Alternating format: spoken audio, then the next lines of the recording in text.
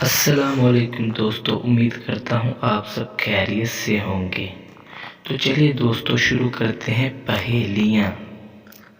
لو جی پہیلی number 1۔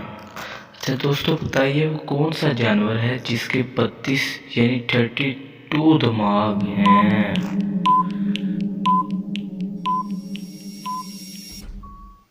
دوستو لیچیز یعنی جونک یہ جانور کا نام ہے۔ اچھا دوستو وہ کون سی چیز ہے جس کو فریج میں بھی رکھ دیں پھر بھی ٹھنڈی نہیں ہوگی؟ چاہے آزما لو آپ بھی۔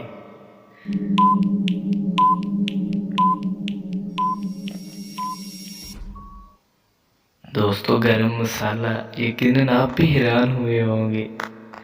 اچھا دوستو آگے بڑھتے ہیں۔ انسان ایک دن میں تقریباً کتنی دفعہ سانس لیتا ہے؟ بتائیے ذرا۔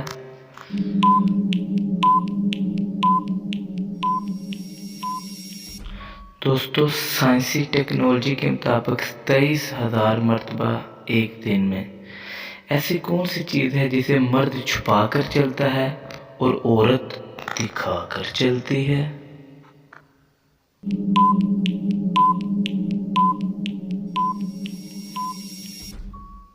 دوستو پرس سمجھ آئی کہ نہیں؟ اچھا تو پیارے دوستو مزید اچھی ویڈیوز دیکھنے کے لیے میرا چینل سبسکرائب کریں۔ شکریہ۔